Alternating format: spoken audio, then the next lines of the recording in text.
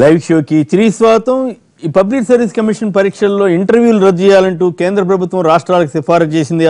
ఆ సిఫారసుతో ఏకీభవిస్తారా అంటే గ్రూప్ 2, 3, 4 పరీక్షలకు ఇంటర్వ్యూలు రద్దు చేయాలన్న కేంద్ర ప్రభుత్వ సిఫారసును సమర్థిస్తారా అంటే 82% మంది అవునంటున్నారు, 18% మంది కాదంటున్నారు. ఇక అతిథుల పరిచయం శ్రీ శ్రీహెచ్ఎం కృష్ణారావు గారు, డక్కన్ క్రానికల్ బ్యూరో చీఫ్, ప్రముఖ విశ్లేషకులు శ్రీ డిసి గోవిందరెడ్డి గారు, వైఎస్ఆర్ కాంగ్రెస్ పార్టీ శాసన మండలి సభ్యులు, ఆ పార్టీ సీనియర్ నేత, గతంలో శాసనసభకు కూడా బద్వేల్ నుంచి, కడప జిల్లా బద్వేల్ నుంచి ప్రాతినిధ్యం వహించారు.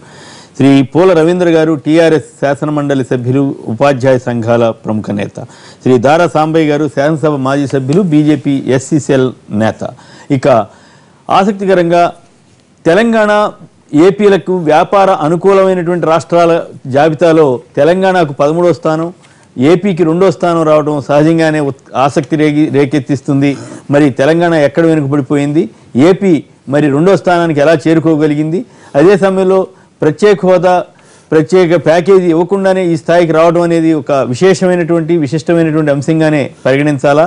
మరి అయితే దీనిపై విమర్శలు కూడా వస్తున్నాయి. ఇదంతా ఎన్డీఏ రిపోర్ట్ లాగా ఉంది తప్పితే ప్రపంచ బ్యాంక్ రిపోర్ట్ లాగా లేదు అంటూ కొన్ని పత్రికల్లో విశ్లేషణలు వస్తున్నాయి.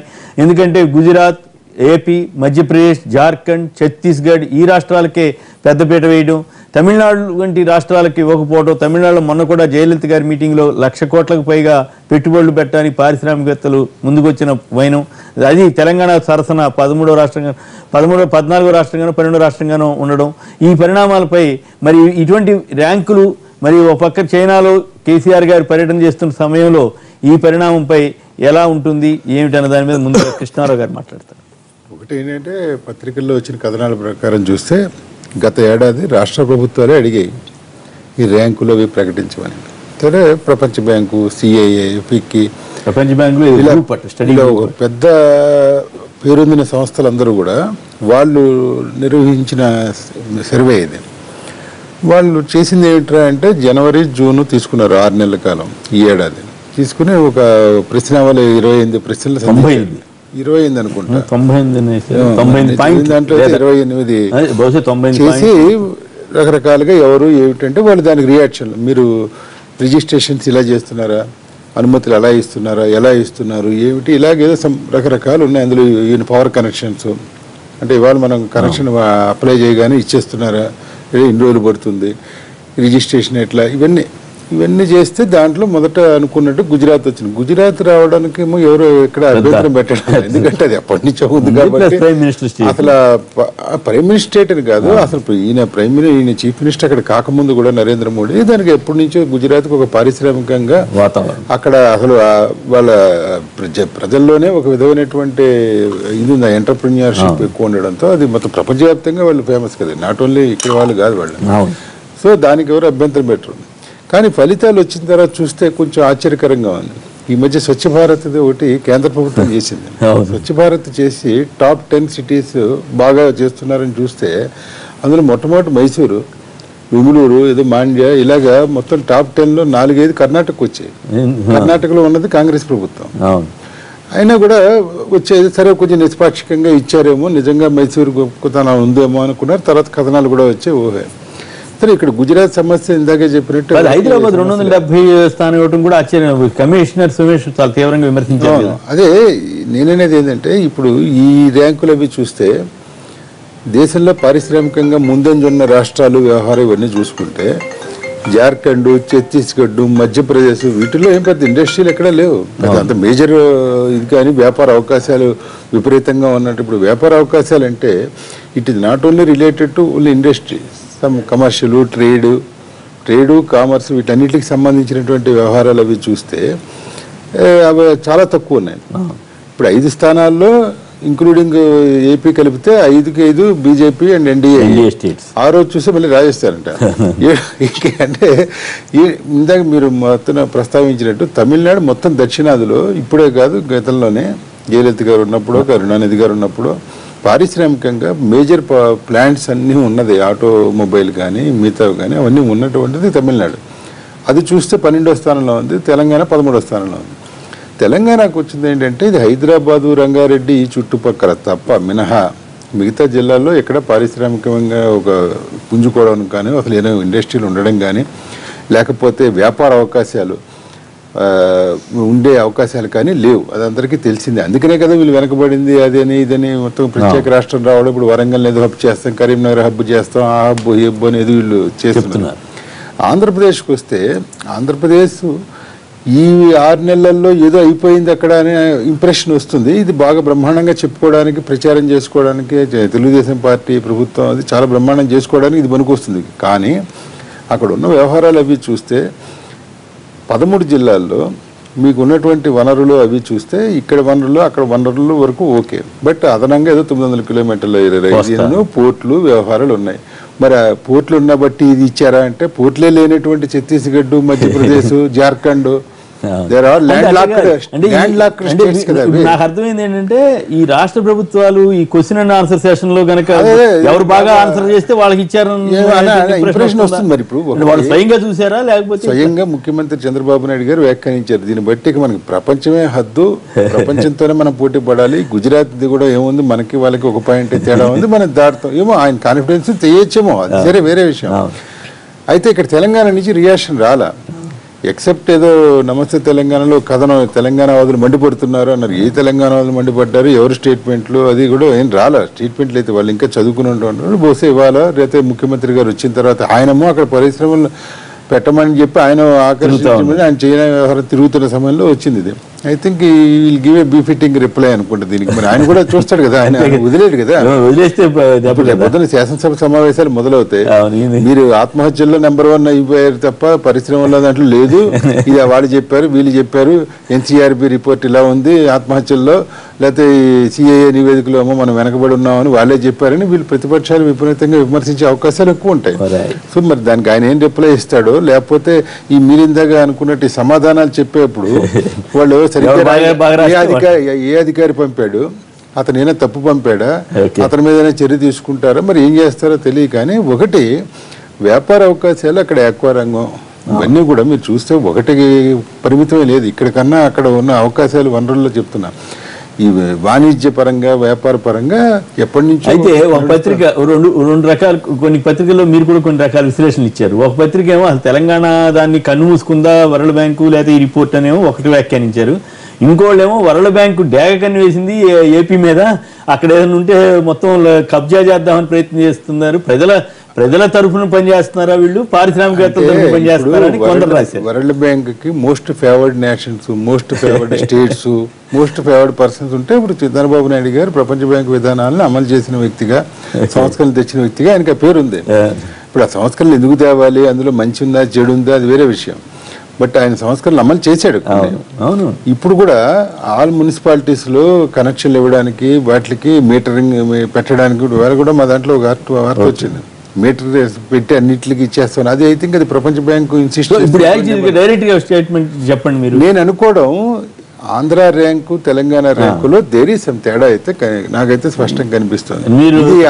ఇది అది 2లో ఉంది, ఇది 13లో ఉంది అని నేనైతే భావించడం. ఎందుకంటే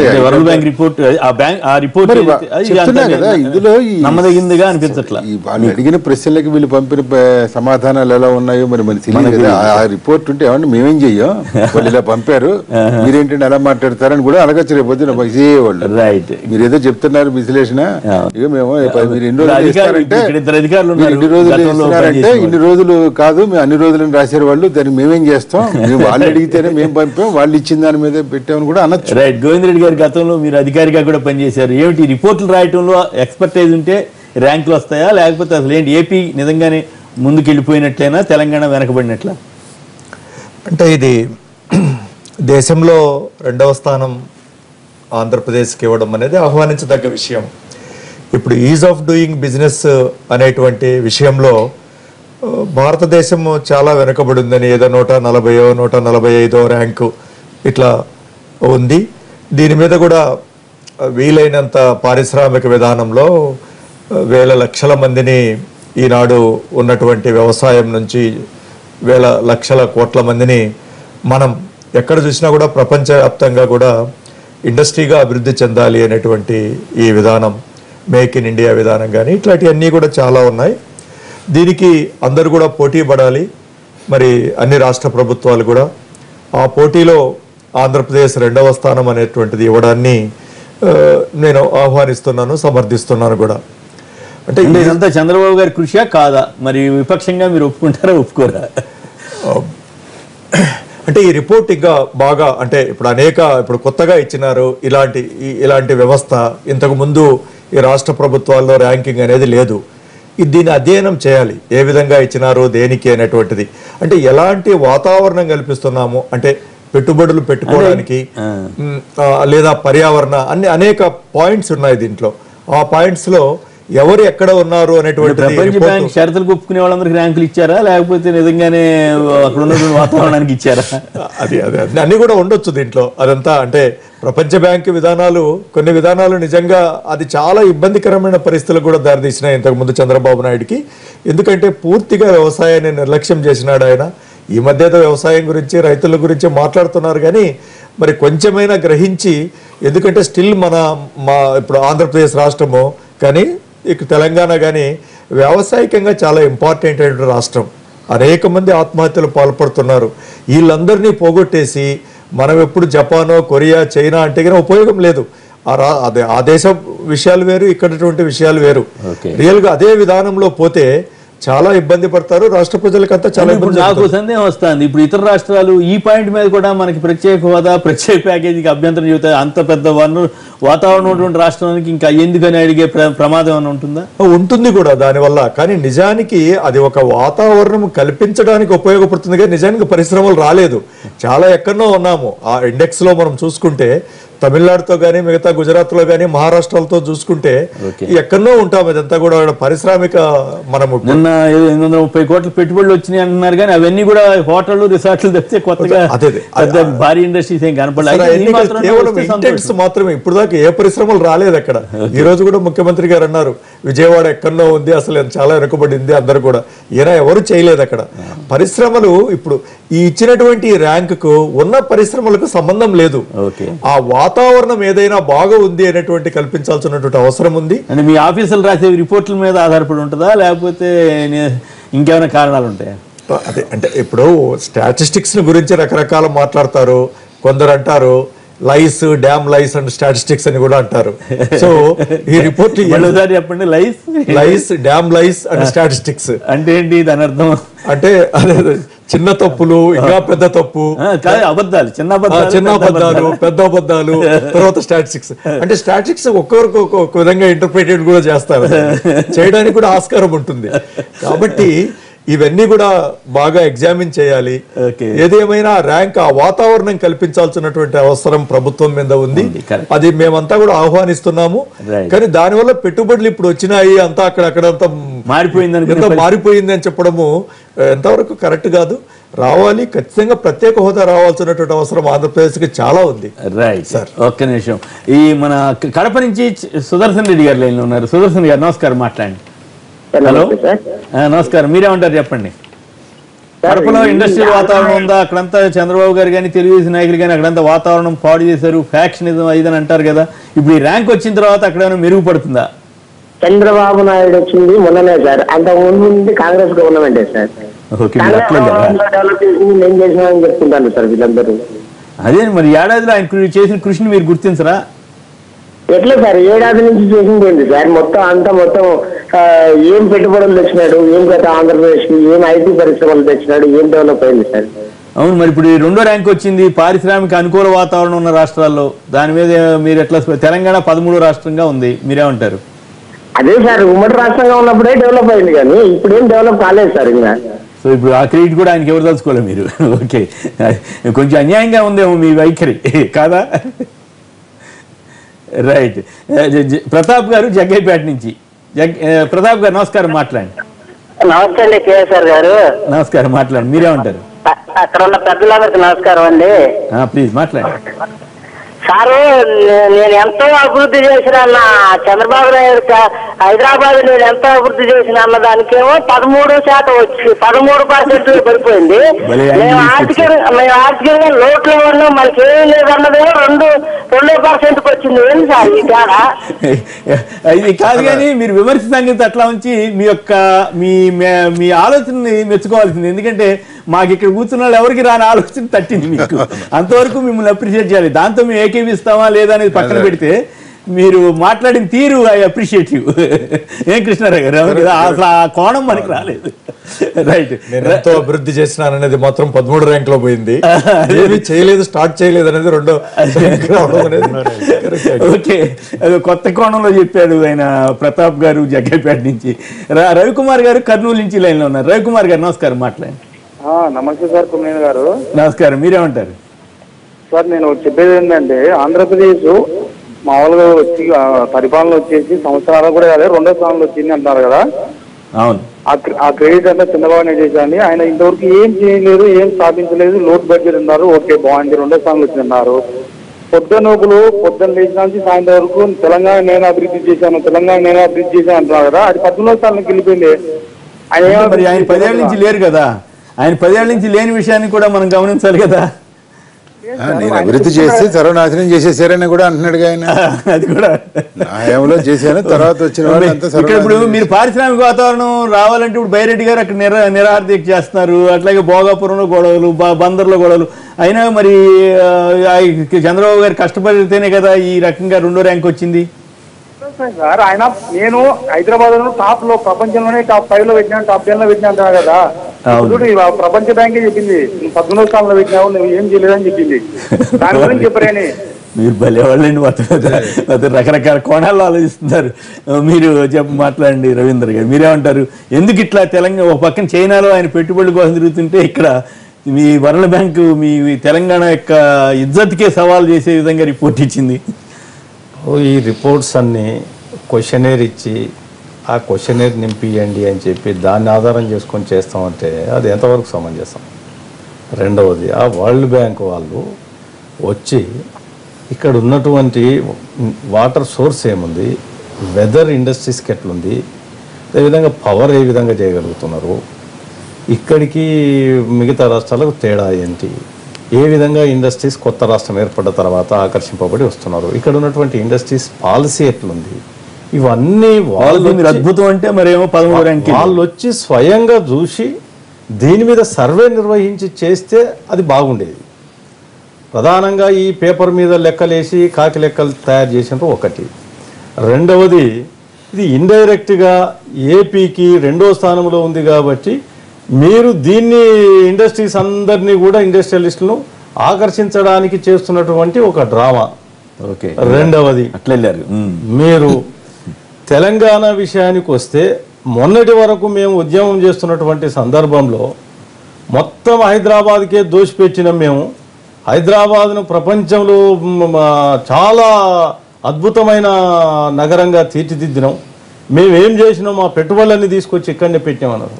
మరి ఎక్కడ పోయినాయండి? 13వ స్థానానికి పోతే మీరు తీసుకొచ్చి పెట్టిన పెట్టుబడులు ఏమైనాయి, మీరు చేసిన డెవలప్మెంట్ ఏమైంది? ఇప్పుడు ఉన్నటువంటి వాతావరణం మీద కదా, 1 year లో ఈ వాతావరణం మీద కదా గారు ఈ ఒక్క 1 year లో వాతావరణం మారదు. మరి అక్కడ 1 year లో డెవలప్మెంట్ చంద్రబాబు గారు తీసుకొచ్చారు కదా. ఇన్ని సంవత్సరాలు 1 year లో వాతావరణం తీసుకొచ్చారు కదా చంద్రబాబు గారు. ఎక్కడ తీసుకొచ్చిండ్రు? అది ఇప్పుడు వచ్చింది వాతావరణం కాదు అది. ఇన్నేళ్ల 60 ఏళ్ల పరిపాలనలో ముఖ్యమంత్రులు ఆంధ్ర వాళ్ళు ఉండడం వల్ల తెలంగాణ మేమేదైతే అన్యాయానికి గురైనామని చెప్పినామో దానికి నిదర్శనం ఇది. అంటే మీరు పరిపాలన చేస్తున్న తెలంగాణలో ఉండి తెలంగాణను అన్యాయానికి గురి చేసి తీసుకుపోయి మీరు అభివృద్ధి అంతా ఎక్కడ చేసుకున్నారు? ఆంధ్రాలో చేసుకున్నారు. విశాఖపట్నం, రాజమండ్రి, విజయవాడ, తిరుపతి ఇండస్ట్రీస్ కాదండి, ఇవన్నీ డెవలప్ చేసి ఈ రోజు 2nd ప్లేస్కి వచ్చింది అంటే 1 year లో మీరేమో అద్భుతం చేసి వచ్చింది కాదు అది. 1 year లో వెదరే మారలే. కావాలని జరిగినటువంటి పరిపాలనా కాలంలో అనగదొక్కిండ్రు. రెండవది, ఇప్పుడు ఆకర్షించడం కొరకు పేపర్ లెక్కలు స్టార్ట్ చేశారు. ఇది ఎంత మాత్రం సమంజసం కాదు. మేము అన్యాయానికి గురైనాం అనడానికి ఇది ఒక చక్కటి నిదర్శనం కూడా. ఇండస్ట్రీస్ విషయంలో ముఖ్యమంత్రి గారు ఒక పక్క వెళ్ళిండ్రు. ఇప్పటికీ 56 పరిశ్రమలు అనుమతి ఇవ్వడం జరిగింది. పాలసీ బాగుంది అని చెప్పి దేశవ్యాప్తంగా ఈవెన్ దో ప్రధానమంత్రి ఒప్పుకున్నారు. వీటన్నిటిని పక్కకు పెట్టి ఈరోజు వరల్డ్ బ్యాంక్ లెక్కలు తీసుకొచ్చి ఏపీ 2nd లో ఉంది అంటే ఒక్క సముద్రం ఒకటే తెలంగాణకు లేదు. ఆ ఒక్క సముద్రంతో 2nd ప్లేస్ పోయిందా చెప్పండి మరి. అంటే ఇప్పుడు ప్రజెంట్ పారిశ్రామికంగా ఏ లెవెల్లో ఉందనేది ఖచ్చితంగా తెలంగాణ హైయర్ లెవెల్లో ఉంది. హైదరాబాద్ ఎలాంటి వాతావరణం ఎలా ఉంది అనేటువంటి విషయం మీదనే ఆన్సర్ చేయలేకపోయారు. మీరు ఇండస్ట్రీస్ విషయంలో కానీ వ్యాపార విషయంలో కానీ మీరు మొత్తం అక్కడ డెవలప్ చేసుకొని ఇక్కడ అన్యాయానికి గురి చేశారు. సెకండ్ ప్లేస్ పోతారా సార్? ఒకటే సంవత్సరంలో సెకండ్ ప్లేస్ చంద్రబాబు నాయుడు అద్భుతం చేశారు. పిడుగురాల నుంచి సుబ్బారావు గారు నమస్కారం, మాట్లాడండి. అయ్యా కుమ్మినేని గారు నమస్కారం అండి. నమస్కారం, మాట్లాడండి ప్లీజ్. సార్ ఆలు లేదు సూర్యుడు లేదు కొడుకు పేరు సోమలింగం అన్నట్టు ఇంతవరకు పంటలకి నీళ్లు లేవు, నిరుద్యోగులు అందరూ ఎదురు చూస్తున్నారు ఉద్యోగాలు లేక. ఎక్కడ పెట్టినా కూడా తారతమ్య భేదాలతో అణిగిపోతుంది. ఎంతో మంది పుష్కరాల్లో చనిపోయారు. నిన్న ఎంతో 16 మంది లారీ పడి చనిపోయారు. విపరీతంగా జనాలు చనిపోతున్నారు. ఇటువంటి పరిస్థితులన్నీ పెట్టుకొని సెకండ్ ప్లేస్ లో రావడం అంటే మరి రేపు ప్రత్యేక హోదాన్ని పక్కన పెట్టడం కోసం ఇలాంటి క్రియేషన్ జరుగుతున్నాయని చెప్పేసి మా యొక్క ప్రమాదం ఉంది. రైట్. అయితే ఇక్కడ ప్రమాదాలకి దీనికి సంబంధం లేదు కానీ ఈ మధ్యకాలంలో ఇప్పుడు భూసేకరణ మీద గొడవలు అవటం, తర్వాత బజరంగ్ జూట్ మిల్లు మూతపడింది, అట్లాగే కొత్త వలసలో ఫెర్రో ఎలాయిస్ సంస్థ ఒకటి మూతపడింది, బొబ్బిల్లో జూట్ మిల్లు ఒకటి మూతపడింది. ఈ ఇండస్ట్రీస్ వాతావరణంలో అవి మూతపడకుండా ముందుకెళ్ళగలిగితే వాటి మీద కూడా కాన్సన్ట్రేట్ చేస్తే నిజంగానే కొత్త ఇండస్ట్రీస్ రావడానికి, మరింత ఆస్కారం రావడానికి చంద్రబాబు గారు చేసిన ప్రయత్నాలకి అది తోడవడానికి ఇది ఉపయోగపడే అవకాశం అయితే ఉంది. పూర్తిగా మనం కొట్టిపారేయాలి. At the same time Chennai నుంచి మరొకరు లైన్లో ఉన్నారు. హలో అమర్ గారు నమస్కారం, మాట్లాడండి. అమర్ గారు నమస్కారం, మాట్లాడండి. Hello right. సాంబయ్య గారు చెప్పండి, ఏంటి ఏపీ నెంబర్ 2కి ఎన్డీఏ ఇచ్చేసిందా, వరల్డ్ బ్యాంక్ ఇచ్చిందా, ఎన్డీఏ రిపోర్ట్ లాగా ఉందని విమర్శలు వస్తున్నాయి, మీరేమంటారు? ఒక వాతావరణం సార్, నేను చెప్పింది వాతావరణమే తప్ప ఇంకా ఫలితాలు ఇంకా ఏమి రాలేదు. అక్కడ ఏపీలో ఇవాళ ఏంటంటే అనుభవజ్ఞమైనటువంటి ముఖ్యమంత్రి గారు ఉండటం వల్ల ఇంతకుముందు ఉండేటువంటి అనుభవాలను దృష్టిలో పెట్టుకొని అభివృద్ధి అంతా కూడాను పారిశ్రామికీకరణ అంతా హైదరాబాద్ చుట్టుపక్కల జరిగింది. మిగిలిన జిల్లాల్లో తక్కువ ఉంది. అదే ఈ అనుభవాన్ని దృష్టిలో పెట్టుకొని ఇవాళ ఏంటంటే వరల్డ్ బ్యాంకు నియమ నిబంధనలకు అనుకూలంగా 13 జిల్లాల్లో ఎక్కడెక్కడ ఏవైతే పరిశ్రమలు పెట్టాలనో దానికి సంబంధించినటువంటి నివేదికలు తయారు చేసి వాళ్ళు పంపించడం వల్ల ఆ పారామీటర్స్ని బట్టి అక్కడ వాతావరణమే తప్ప ఇంకా అక్కడ ఫలితాలు లేవు. అభివృద్ధిలోకి వస్తే ఇవాళ తెలంగాణ స్థానం ఇవ్వటం వేరు, ఇంకా వాతావరణం వీళ్ళు క్రియేట్ చేయలేదు. వాతావరణం వాళ్ళు క్రియేట్ చేయలేదు. ఇప్పుడు వాళ్ళు అంటే వరల్డ్ బ్యాంకు దాని డిక్టేట్స్, దాని సిద్ధాంతాలు, దాని యొక్క అన్ని కూడా ఒకసారి ప్రమాదం అంటారు కదా. ఇప్పుడు ప్రజల పక్షాన ఉన్నారా, ప్రపంచ బ్యాంక్ విషయంలో ఒకటి మాత్రం ఏంటంటే డౌన్ సైజింగ్ ది డిపార్ట్మెంట్స్, సిబ్బందిని తగ్గించడం విషయంలో మాత్రం చాలా ఇబ్బందులు పడ్డారు. మన ఉద్యోగాలు తీసేయటం, అవుట్ సోర్సింగ్ రావటం, ఇవన్నీ జరిగినాయి. ఏది కానీ ఇతరత్రా కూడాను మనకి గ్లోబలైజేషన్, లిబరలైజేషన్, ఇక వీటన్నిటి వల్ల కొంత ఆర్థిక వ్యవస్థ పుంజుకొని ప్రపంచంలో ఒక పోటీ స్థానంలో నిలబడటానికి ప్రపంచ బ్యాంకు అంటే దీనివల్ల ప్రత్యేక హోదా ఇప్పుడు ఎన్డీఏ ఏమన్నా కుట్ర చేస్తుందా? ప్రత్యేక హోదా ప్యాకేజ్ అవసరం ఉంది. మీరు ఆల్రెడీ డెవలప్డ్ 2 రాష్ట్రాలు 2 ర్యాంక్ వచ్చేసారు, 2 ర్యాంకులు ఉన్నారు, మీకు ఇండస్ట్రీస్ వచ్చేస్తున్నాయని చెప్తారా? సార్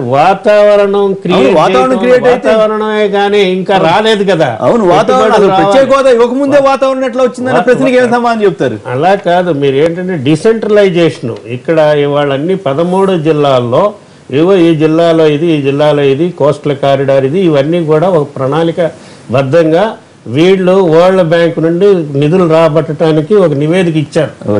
దాన్ని బట్టి ఒక వాతావరణం ఇక్కడ బాగుంది అని చెప్పి. ఒక్క నిమిషం, సాంబిరెడ్డి గారు హైదరాబాద్ నుంచి లైన్లో ఉన్నారు. సాంబిరెడ్డి గారు నమస్కారం, మాట్లాడండి. సార్ నమస్తే అండి. ఒక ఇండస్ట్రీ పెట్టడానికి ముఖ్యంగా ఏమేమి కావాలనే దాని మీద ఇచ్చారు. సో దాంట్లో మనం ప్రధానంగా చూసుకుంటే మనకి పవర్ సప్లై ఒకటి, ల్యాండ్ ఒకటి, స్కిల్స్ ఉన్న లేబర్ ఒకటి, ఇవన్నీ కావాలి. మన హైదరాబాద్ లో ఆల్రెడీ ఇండస్ట్రీస్ ఉంది, ల్యాండ్ అవైలబిలిటీ తక్కువ ఉంది, మనటి వరకు పవర్ ప్రాబ్లం ఉంది. అదేవిధంగా స్కిల్ లేబర్ హైదరాబాద్ లో ఎక్కువ ఉన్నా కానీ చీప్ లేబర్ దొరకరు కాబట్టి ఈ అంశాల మీద ఉండొచ్చు. అందువల్ల నాకు తెలిసి ఆంధ్రప్రదేశ్ కి ఎక్కువ ర్యాంక్ ఉండొచ్చు, హైదరాబాద్ మన తెలంగాణకి తక్కువ ఉండొచ్చు అని అనుకుంటాను. ధన్యవాదాలు. ఎనగంటి రవికుమార్ గారు నమస్కారం, మాట్లాడండి. నమస్కారం అండి. బాగున్నారా? బాగున్నాను సార్. ఇది మన ప్రత్యేక హోదాకి దీనికి అసలు జీరో అంటే వాళ్ళు ఎగగొడత రాజకీయంగా నిర్ణయం తీసుకోవాల్సింది తప్ప దీనివల్ల ఇదిగో ఆంధ్రప్రదేశ్ లో ఇంత రిజర్వ్ ఫండ్స్ ఉన్నాయి కానీ లేకపోతే ఇంత ఎంప్లాయ్మెంట్ ఉందని అని కాదు, ఆ రిపోర్ట్ కాదు. అది కేవలం ఎప్పుడో 5 ఏళ్ళ వాతావరణం ఉంది, పరిశ్రమలు వస్తే ఎప్పుడు వస్తాయో పెడితే అది అసలు వస్తాయా రావా ఇదంతా కలల ప్రపంచం. సో దీనికి వాళ్ళు ఎగ్గొట్టడానికి ఇలాంటి 1-4 ఎన్నుకోవాలి తప్ప ఏమాత్రం సంబంధం ఉండదండి స్పెషల్ కేటగిరీ దీనికి. రెండో విషయం వచ్చేసి మామూలుగా మన తెలంగాణ మిత్రులు ఎప్పట్లాగే పాటం పాడేస్తారనమాట. 100 ఏళ్ల అన్యాయం జరిగిపోయింది, రాజమండ్రి విశాఖపట్నం విజయవాడ డెవలప్ అయింది అని. ఒక 202 కేంద్ర ప్రభుత్వ పరిశ్రమలు కానీ రీసెర్చ్ సంస్థలు కానీ హైదరాబాద్ నగరంలో ఉంటే కేవలం 5 ఆంధ్రప్రదేశ్ లో ఉన్నాయి. హైదరాబాద్ లో ఉన్న పారిశ్రామిక 2.5 లక్షల ఐటీ ఎంప్లాయీస్, ఇతర పరిశ్రమల్లో ఉన్న 8 లక్షల మంది కేంద్ర రాష్ట్ర లేదా పరిశ్రమలు ప్రైవేట్ పరిశ్రమల్లో ఉంటే ఇక్కడ కనీసం 10% కూడా లేరు. ఆ సంస్థల్లో ఇక్కడ లేవు, వాటికి సంబంధించి ఉద్యోగులు కూడా లేరు. అంటే కేవలం ఇంకా వాళ్ళు ఏదన్నా ఒక మైనస్ తేడా వస్తే కనుక అది 60 ఏళ్ల అన్యాయం అయిపోయింది, ఆంధ్రప్రదేశ్ అద్భుతంగా దోచేసుకున్నారు, డెవలప్ అయిపోయారు. ఏదన్నా మంచిగా ఒక పాయింట్ దొరకగానే మేము తెలంగాణ అద్భుతంగా డెవలప్ చేసాము, ఈ సంవత్సరం మా వల్లే జరిగింది వాళ్ళలో. కానీ ఈయన కాదండి, వాళ్ళు హైకోర్టు విషయం వస్తే అందరూ ఏకం అయ్యారు. ఆంధ్రప్రదేశ్ స్పెషల్ కేటగిరీ వస్తే దౌర్భాగ్యం ఏంటంటే ఇంత దారుణమైన పరిస్థితులు ఉన్నా కూడా ఆంధ్రప్రదేశ్ లో ఒక్కో పార్టీ ఒక రకంగా, ఒక మీడియా ఒక రకంగా, ఒక స్వచ్ఛంద సంస్థ ఒక రకంగా ఉంటది. వాళ్ళ గురించి ఇప్పటికైనా ఆంధ్రప్రదేశ్ లో ఉన్న వాళ్ళు పాఠాలు నేర్చుకోవాల్సిన అవసరం ఉందనేది నా భావన. హైదరాబాద్ ఒక విషయం మిమ్మల్ని అడగాల్సింది, ఎందుకంటే రవి గారు ఇప్పుడు గుజరాత్ లో అడుగడుగున ఇండస్ట్రీలో ఆల్రెడీ సాచురేషన్ వచ్చేసింది. మళ్ళీ ఇంకా ఎందుకు వచ్చింది? మరి ఇక్కడ రావాలి. జార్ఖండ్ లో ఏం పెద్ద వరగ వచ్చింది, లేకపోతే ఛత్తీస్గఢ్ మధ్యప్రదేశ్ లో ఏమున్నాయి, ఏం పరిస్థితులు? ఇప్పుడు ఎందుకంటే మామూలుగా ఆయన విశ్లేషకుడు ఆయన చేస్తుంటాడు కదా, ఏమొచ్చింది? ఇప్పుడు హైదరాబాద్ లో ఆయన చెప్పినట్టుగా స్కిల్ లేబరు ఇంకో ఉండాలి కదా. ఇప్పుడు రెండులో రావడానికి వాటి జస్టిఫికేషన్ అనేది అర్థం కాదు. వాళ్ళు ఇప్పుడు సాంబయ్య గారు కూడా వాతావరణం అంటే ఏం వాతావరణం చెప్పాలి కదా. ఇంట్రెస్టింగ్ థింగ్ ఒకటి పొలిటికల్ స్టెబిలిటీ చూస్తారండి. పొలిటికల్ స్టెబిలిటీ చూస్తే ఇక్కడ స్టేబుల్ గానే ఉంది, అక్కడ స్టేబుల్ గా ఉంది. మరి వీళ్ళిద్దరికన్నా కూడా స్టేబుల్ పక్కన ఉన్న తమిళనాడు అక్కడ మరి ఏది. ఇంకోటి ఈ మధ్యకాలంలో మనం చూసాం అనేక కొత్త రావాల్సిన పరిశ్రమలు రావటం ఆ ప్రయత్నం జరుగుతుంటే ఇప్పుడు 3-4 పెద్ద పరిశ్రమలు మూతపడితే 7-8 వేల మంది ఉద్యోగాలు పోయినాయి. మరి ఒక పక్క భూసేకరణ మీద గందరగోళం నడుస్తోంది. సో వీటన్నిటిని అధిగమించి ముందుకెళ్ళగలిగితే వైజాగ్ అంతా ఐటీ ఇండస్ట్రీకి కేటాయించినటువంటి వైజాగ్ లో ఉన్నటువంటి బిల్డింగులు వ్యవహారం అంతా ఖాళీగా ఉన్న ఈవెంట్ టుడే. అవును,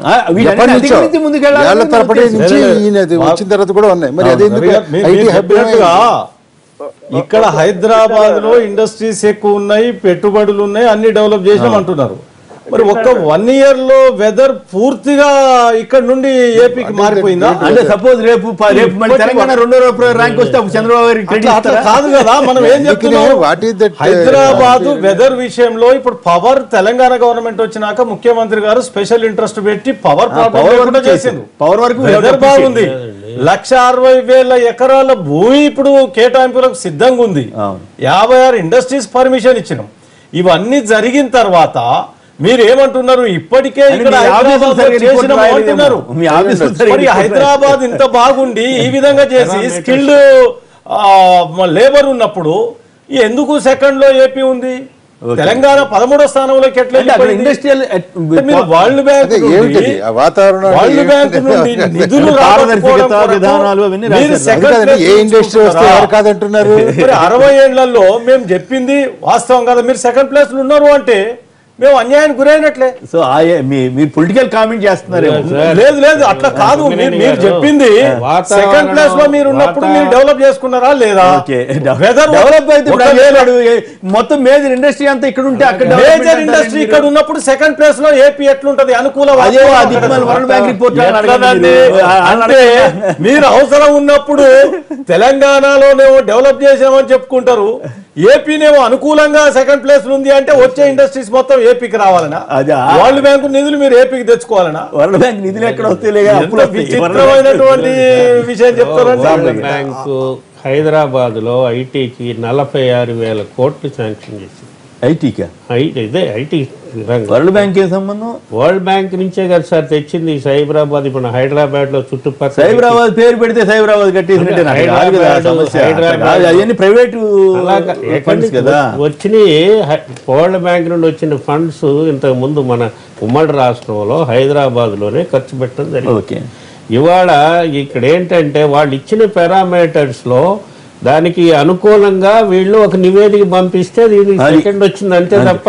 అది ఇక్కడ అనుమానం ఏంటంటే మోడీ గారి ప్రభుత్వం అక్కడ ఉంది కాబట్టి ఎన్డీఏ రాష్ట్రాలనే జాగ్రత్తగా ప్రొజెక్ట్ చేయడానికి ప్రయత్నం చేస్తున్నారా అనేటువంటి విమర్శ వచ్చింది.